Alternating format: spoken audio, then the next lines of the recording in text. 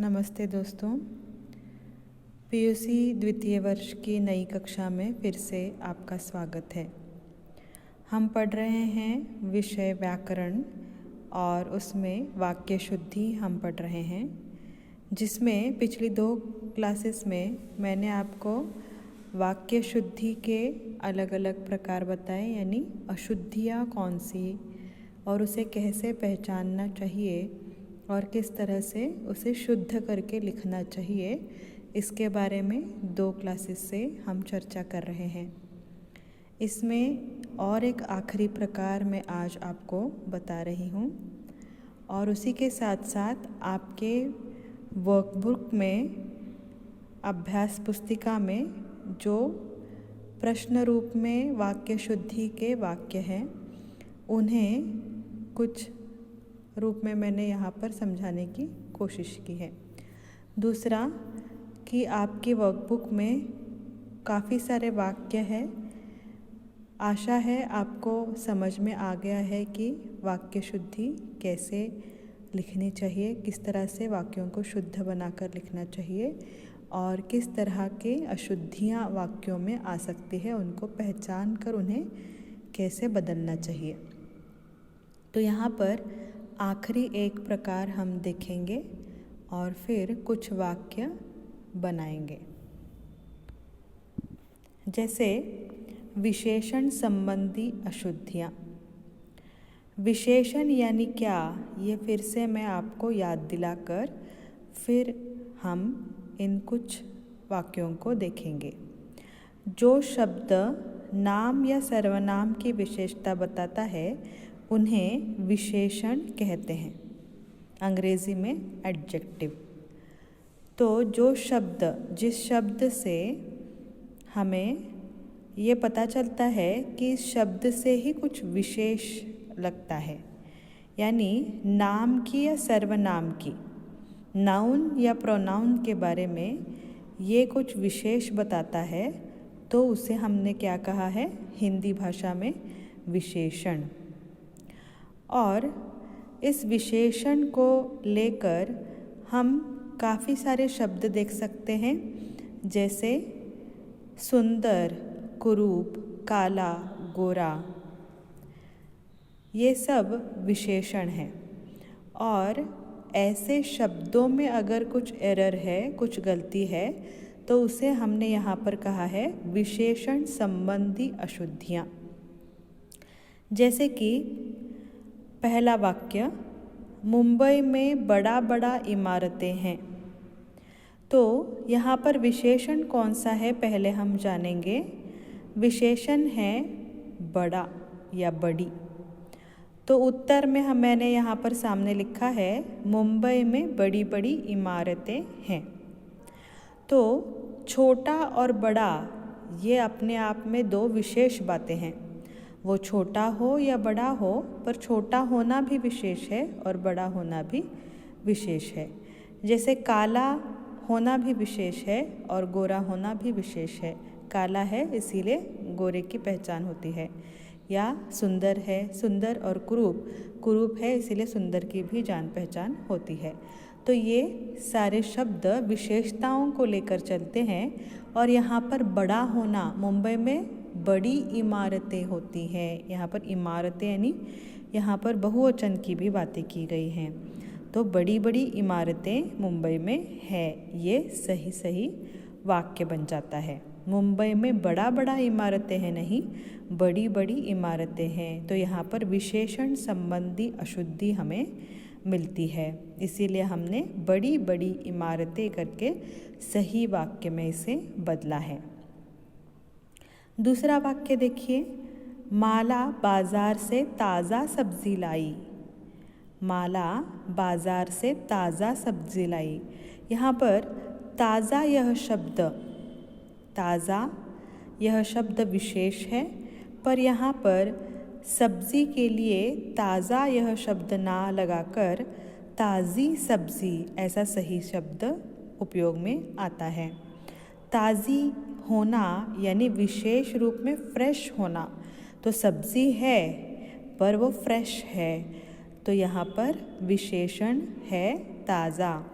तो ताज़ी सब्ज़ी माला ने बाज़ार से लाई, या माला बाज़ार से ताज़ी सब्ज़ी लाई, ऐसा शुद्ध वाक्य यहाँ पर हम बना सकते हैं। यहाँ पर देखिए अगला वाक्य, रामायण सबसे श्रेष्ठतम ग्रंथ है।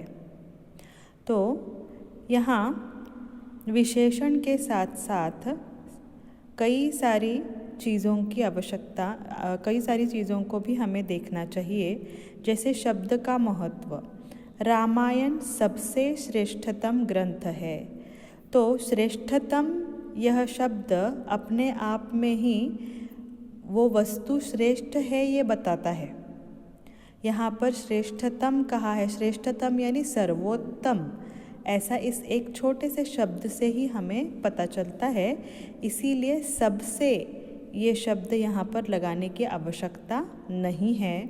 तो विशेषण है श्रेष्ठतम, और विशेषण जब लगता है तो अन्य शब्दों को लगाने की आवश्यकता नहीं है, किसी भी प्रकार के चिन्हों की आवश्यकता नहीं है, किसी भी प्रकार के अन्य शब्दों की यहाँ पर आवश्यकता नहीं है। इसीलिए इसका सही वाक्य, कई लोगों को ये सही भी लग सकता है, रामायण सबसे श्रेष्ठतम ग्रंथ है, पर श्रेष्ठतम यानी क्या है, सर्वोत्तम, बहुत ही सही या सबसे अच्छा, ऐसा उसका उत्तर है ही उस शब्द में, तो अन्य शब्दों को उसे जोड़ना नहीं चाहिए। ये एरर या गलती इस वाक्य में है।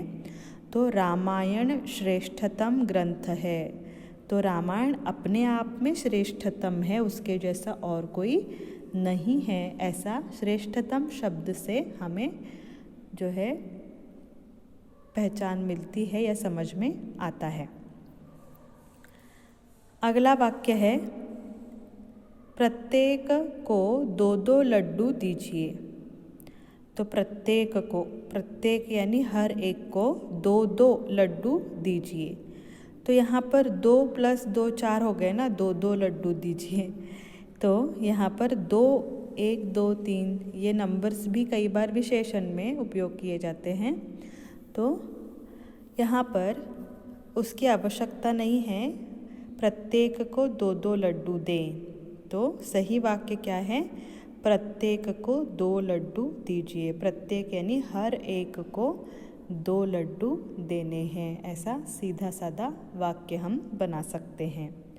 तो ये रही विशेषण संबंधी अशुद्धियाँ, और विशेषण जहाँ पर उपयोग करना चाहिए वहाँ पर अन्य शब्दों के उपयोग करने से वाक्य भद्दा या वाक्य अर्थहीन बन सकता है। तो इसीलिए विशेषणों की गलतियाँ हैं या नहीं वो भी हम अशुद्धियों में देख सकते हैं और उन्हें शुद्ध करके लिख सकते हैं। तो आगे हम देखेंगे आपके वर्कबुक में जो भी वाक्य दिए हैं आपको सॉल्व करने के लिए, वो वाक्य, कुल मिलाकर वाक्य बहुत सारे हैं, पर यहाँ पर मैंने कुछ ही वाक्य लिए हैं। बाकी के वाक्य आप खुद जो है वर्कबुक लेकर उसमें सॉल्व कर सकते हैं, तो वो आपके लिए प्रैक्टिस भी हो जाएगी।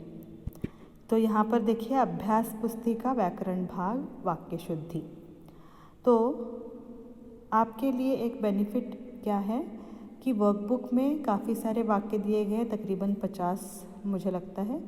तो उन वाक्यों को अगर आप पूरी तरीके से सॉल्व करेंगे और ख़ुद उन्हें लिखेंगे और आपको याद हो जाएंगे वो, तो आपको ज़्यादा ध्यान में रखने की आवश्यकता भी नहीं।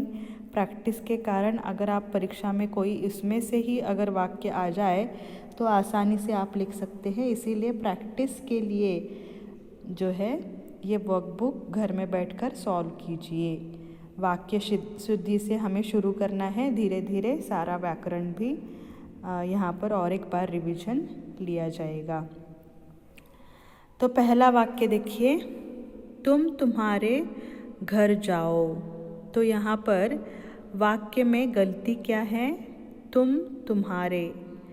तो यहाँ पर जो सर्वनाम शब्द है उनको गलत रूप में उपयोग किया गया है, इसीलिए शुद्ध वाक्य क्या है, तुम अपने घर जाओ। तुम अपने घर जाओ। वह धीमी स्वर में बोली। वह धीमी स्वर में बोली। धीमी स्वर, स्वर ये पुल्लिंग शब्द में उपयोग किया जाता है, इसीलिए धीमा स्वर। वह धीमे स्वर में बोली।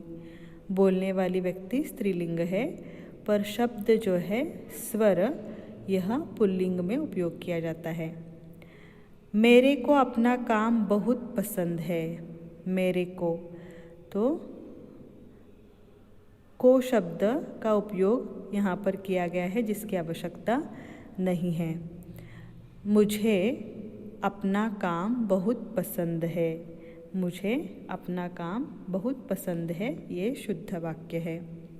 शाम ने संतोष के सांस ली। तो शाम ने संतोष के सांस ली, तो किसी की सांसें छीनने जैसा ये वाक्य लगता है कि शाम ने संतोष से उसकी सांसें छीन ली, तो ये अशुद्ध वाक्य है। शाम ने संतोष की सांस ली। संतोष की सांस लेना यह शब्द है। ये वाक्य जो है क्या बताता है? आनंद से उसने एक डीप ब्रीथ किया है ना, तो बहुत ही रिलैक्स फीलिंग जिसे हम कहते हैं, संतोष की सांस लेना। तो किसी की जान लेना ऐसा उसका कोई अर्थ नहीं होता है। तो संतोष की सांस, सांस यानी क्या? ब्रीदिंग, सांसें। बालक ने रोटी खाया। अगला प्रश्न, बालक ने रोटी खाया। रोटी यह शब्द स्त्रीलिंग रूप में उपयोग किया जाता है, इसीलिए उसका जो अंत है, वाक्य का एंडिंग जो है, वो स्त्रीलिंग रूप में होना चाहिए। बालक ने रोटी खाई। अगला वाक्य है, यह एक ऐतिहासिक घटना है। इतिहास यानी हिस्ट्री और इतिहास ऐतिहासिक यानी हिस्टोरिकल। तो इतिहास से संबंधित अगर हम कुछ बात कर रहे हैं तो इतिहास यह शब्द उपयोग किया जा सकता है। यहाँ पर वाक्य कैसा है? इस घटना के बारे में बात की जा रही है, तो वाक्य शब्द कैसा होना चाहिए?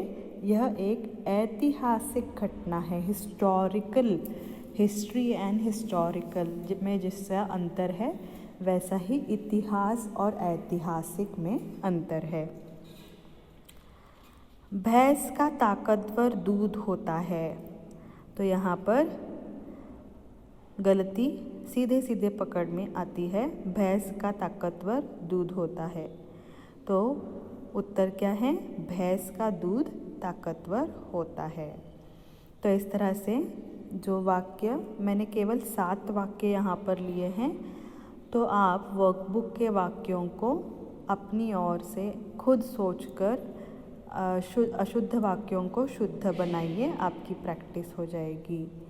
अगली क्लास में फिर से कुछ नया व्याकरण हम सीखेंगे। तब तक के लिए धन्यवाद।